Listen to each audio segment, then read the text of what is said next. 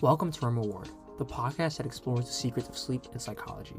I'm your host, Ryan, and in each episode, we'll dive deep into the world of sleep and other topics such as mental well-being and personal growth. If you want to unlock your full potential and receive the rewards that come with understanding the power of sleep, you're in the right place. To discover more tips and insights on improving your sleep and overall well-being, visit our website and explore our other episodes at remaward.org. Say hello to Angela Goldman, a Bergen County neighbor for 33 years and a board-certified health coach who specializes in health and personal transformation. Angela works with clients one-on-one and in groups, supporting them through everything from improving heart health and managing stress or weight to navigating menopause and major life transitions. She's taught her sleep rescue workshop across New Jersey, including to her students and staff at Fusion Academy in Englewood and to members of the Ridgewood Library. She just wrapped up her second year teaching her, quote, signature Energy and Thrive Health Span program at Bergen Community College's Institute for Learning and Retirement. Angela's core message is simple. We have more power to control our health than we've been led to believe. Her work focuses on helping people find their path to practical, sustainable tools and habits that help them take that power back. Sure. Cool. All right. So for my first question, what led you to start NRG Health and Wellness, and how has your own experience influenced your work in sleep, nutrition, and habit formation?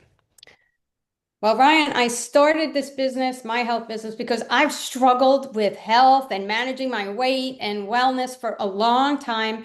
And quite honestly, I just didn't want anybody else to struggle the way I did.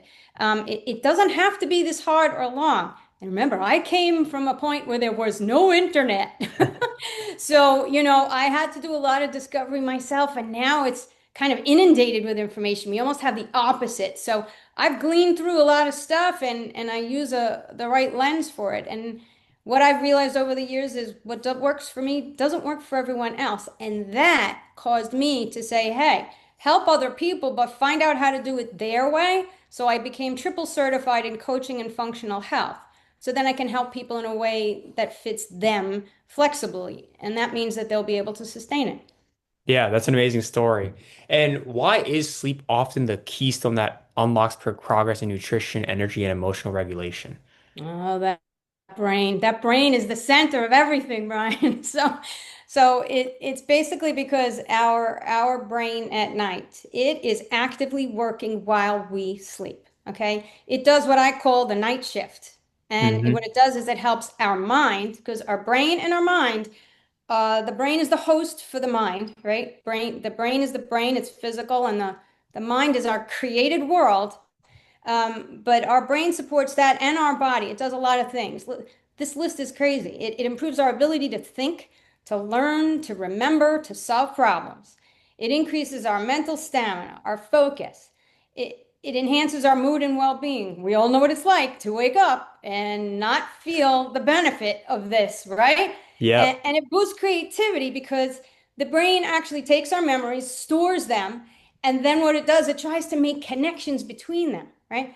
So it improves our physical energy, our performance. It regulates our appetite and weight, repairs the body. Oh my gosh, just sign me up. It does it all. Here's the challenge, Ryan. Poor sleep, therefore, can kind of be dangerous to our health because we don't get these benefits, and they help us physically and mentally. Hmm. And most importantly, when someone says, hey, I'm having a trouble sleeping, poor sleep is usually a symptom of something else going on. Right. So, so that's really what's going on. And, there are things we can do for this. Yeah, that's a great point. And I think jumping off that, I had a question on, I just like how do like food choices, timing, and I guess like macronutrient balance affect sleep quality? And on the other hand, how does poor sleep impact, appetite, cravings, and metabolism? Okay. So food choices, right? The timing, the macronutrients. Okay. There are three macronutrients. We got our protein, fat, and carbs. Our brain requires all three. Okay. And think about this. Our brain is only about 3 pounds, give or take, Hmm. and uses 20% of our calories. Wow. So listen, if we were 15 pounds, the math makes sense. We're not. So it really means that we have to like fuel our brain, right? Because the brain, we are a machine like any other fuel-driven machine, and we have requirements. Healthy fats, complex carbs, lean protein, water, oxygen, rest. Those are our biological requirements, right? So if we talk about lean protein, it's important because it's the building block of every tissue in our body. And it's why it's the first thing on my plate. I say, what's my protein? And then I build the other macros around it. It's for growth, repair, and maintenance of our brain cells. It affects our thinking, our memory, our emotion, attention, and processing speed. So if you don't have the protein, you don't necessarily have that neuroplasticity. So it Hmm. makes it hard to learn without protein. Do you want me to go into examples as I do this or just keep Yeah, that'd going? be great if you want Sure. to. Yeah. Sure. So like grass-fed lean beef, right? Pasture-raised chicken and eggs, wild caught fish, all the terms lately that kind of relate to paleo or Mediterranean, organic dairy, lentils and beans. Those are primary ones. Then we go on to complex carbs. I'm leaving the last one for the best for last with fats. Okay. I'm leaving that for last. But complex carbs, the brain requires carbs to function, period. So when there were those low carb diets that came out, Ryan, that impacted me and I didn't know it, right? Hmm. Because it regulates our energy. It's our only source of fiber. It supports our immunity, our digestion, and it's critical fuel for the gut microbiome because the gut's our second brain that provides 70% of our immunity and it communicates with the brain. So we don't have a if we have a disconnect, well, maybe the brain can't work at its best capacity for us. So for complex carbs, we think fruits and veggies, organic for the dirty dozen. I don't know if your listeners have heard of that, but the environmental work group has a list called the EWG Dirty Dozen. They're the most pesticided things. So you might as well go organic for them so we're not eating pesticides. And then some whole grains. So all those things are good complex carbs. And then I saved the best for last, the fat, right? Because our brains are 60% fat. So I'm like, oh, so you mean when I went on all these low fat diets, I was hurting my brain? Well, the answer is yes. But neuroplasticity, right? We learn, we grow, we take new information in, and we change. Also, because we're talking about sleep, we cannot sleep without fat, okay? Because the brain can't then do what it has to do. The fat actually creates this protective myelin sheath around our entire central nervous system, not just the brain, but the whole thing. So if you don't have that, you can actually almost picture the agitation that it could cause. So fats are good for cell growth, muscle movement. It regulates body temperature. And this is important because our body needs to reduce by 1 degree to get to sleep, Hmm. right? So hormone production, all of them, they can impact sleep and immune function and even blood sugar, right? You don't Right. eat carbs alone, right? Because you want the sugar to stay even. So for fats, we think about nuts, seeds, the good oils like extra virgin avocado, olive oil, avocados, avocado oil, and things like that. And even the timing, breakfast, lunch, and dinner. Breakfast within an hour of waking is what they say. But I know a lot of people who just can't do that. They're like, oh Yeah. my God, it's right here. I can't do it. Then don't do it. You have to obey what your body says and introduce maybe something small as soon as it makes sense because it becomes that fuel in your engine. And let's face it, lunch, you guys are on whatever schedule. I mean, is there even time for lunch sometimes? So you have Right. to fit in what makes sense for you, even if it's little snacks here and there, it counts. And dinner, they say, no food really 3 hours before bedtime. I can't do that. So Hmm. it's like you have to customize all this information and say, well, what works for me?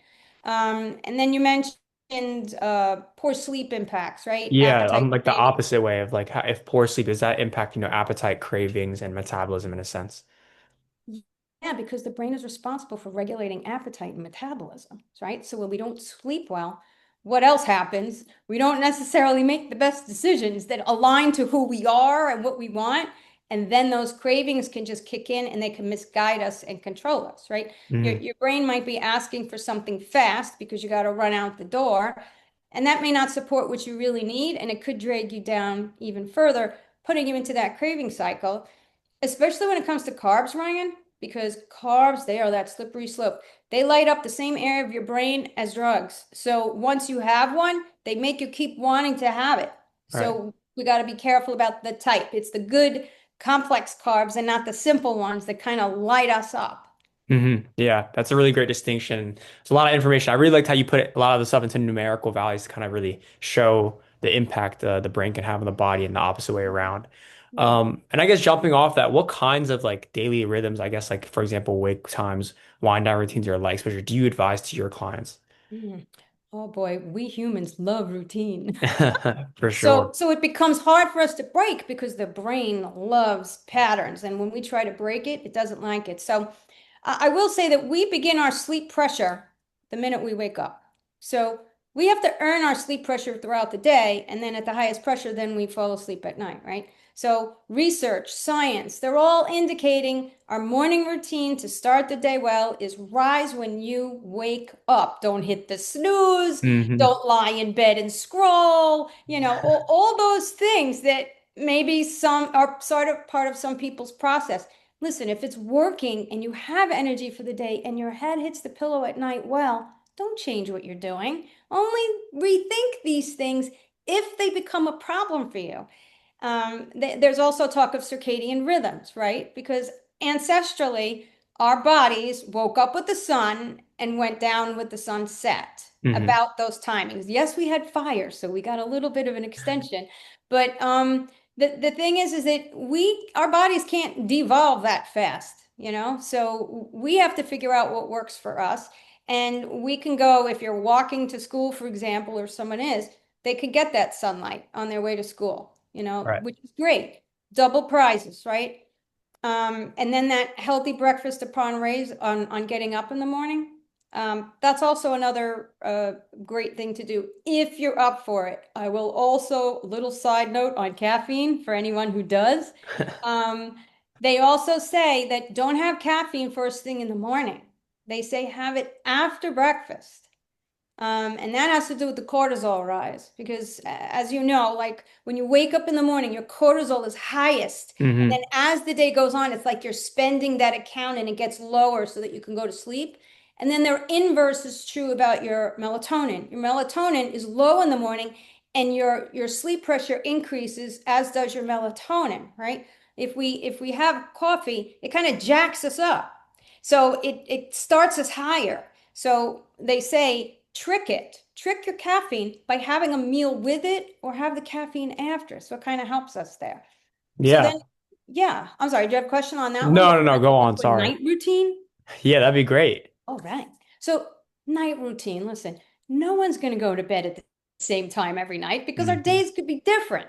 So, you have to figure out what generally works for you. And then say within an hour of that, half hour on each side, can I get to bed in that time? And then you do like what's called like a T minus plan. Like if T is I want to be in bed at 10 o'clock, what's my minus 30 if it takes me 30 minutes to do my routine before bed, my personal care habits, um, preparing for the next day. If you do that at night, if you feel that can help you get out the door easy the next day, and creating that cool, electronic free, comfy sleep environment is another thing that science is saying is really cool. But I have to say, if electronics are part of your wind down ritual and you can get your head on the pillow and get out, then you give up when you need to give up. Hmm.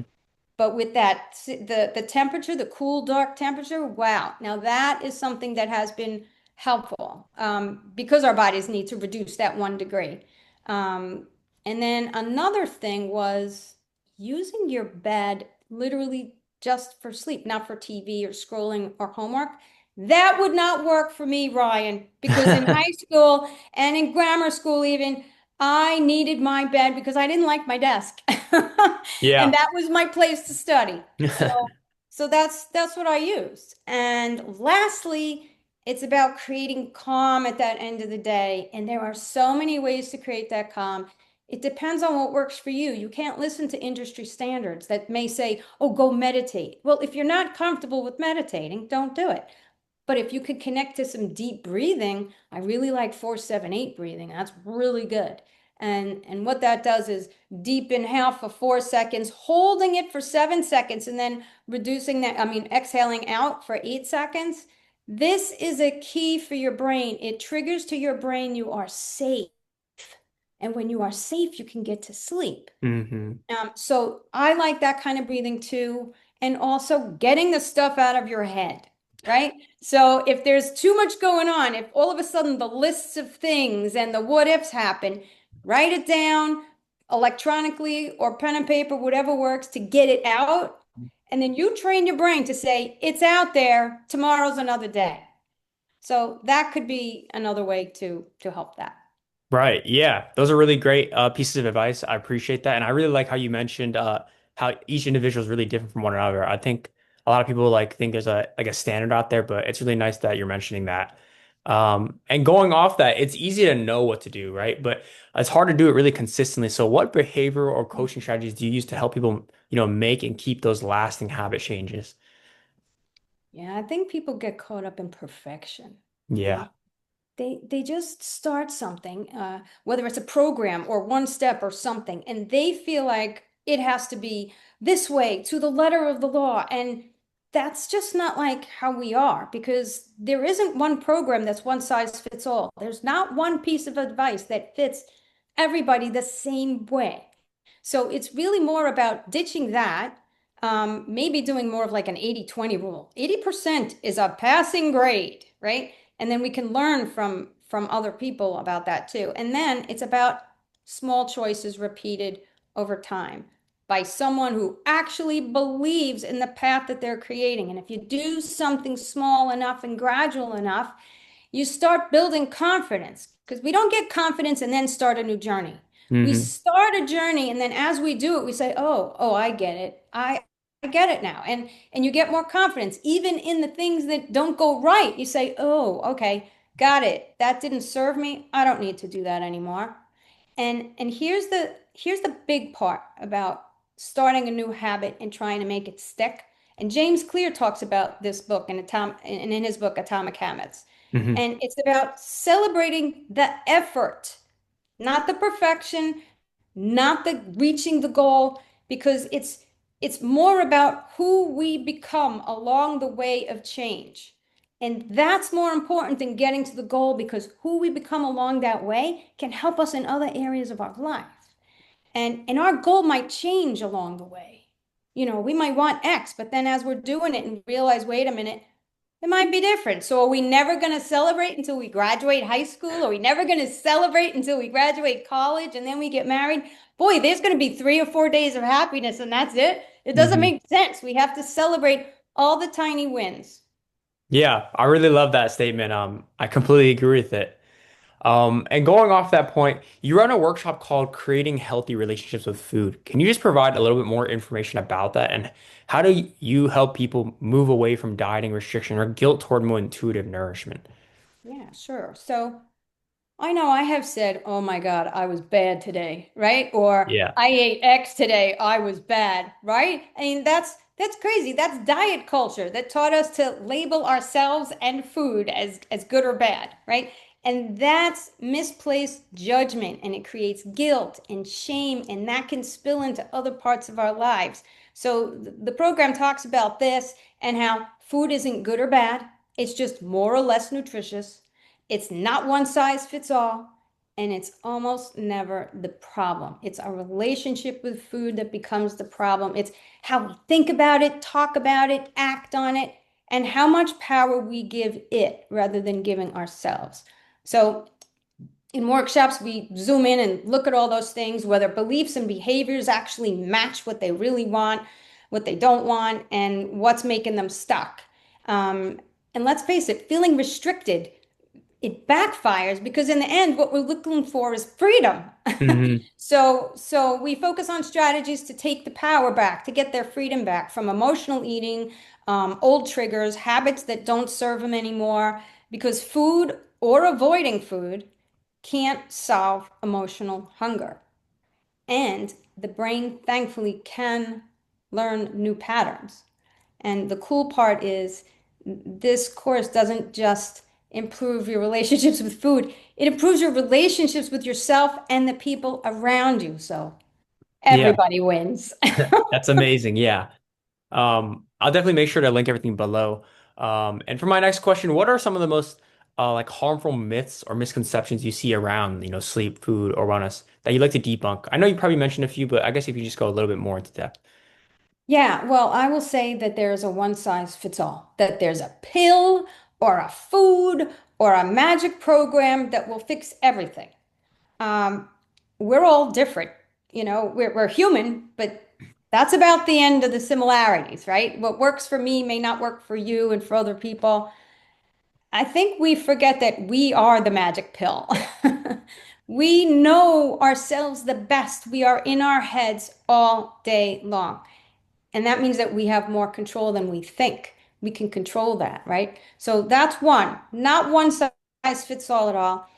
Um, and we need to be careful when it comes to medications for some things too, because sometimes they artificially work. Like I'll take a diabetic problem, for example, because my mom's diabetic, and insulin, right? So she has to take insulin. Well, guess what? If she stops taking insulin, her sugar gets higher. Hmm. So if we don't do things, habits, along with those medications, then the medications are only masking something temporarily. If we take meds and we're making changes along the way, now there's benefit.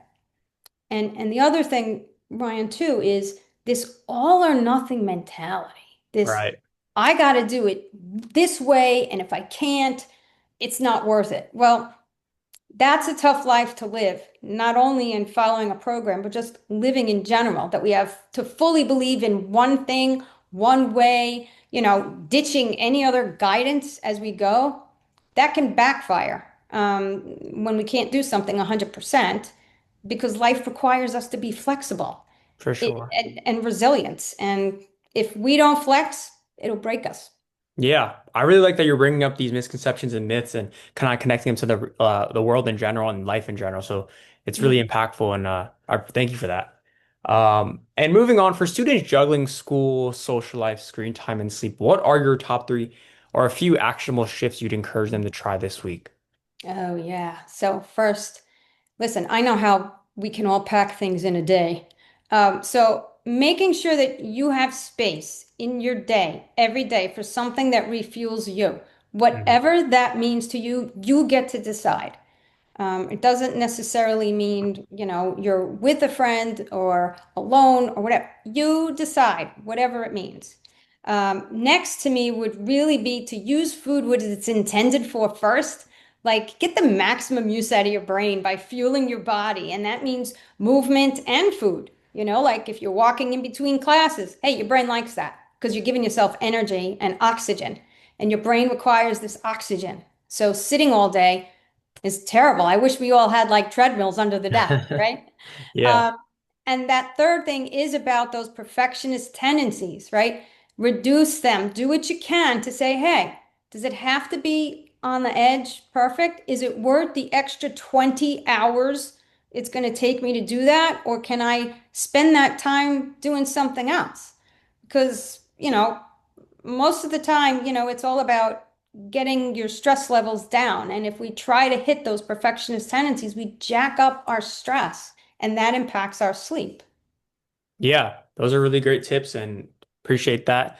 For the last question I have, where do you see the field of health coaching, sleep science, and lifestyle medicine going in the next 5 to 10 years?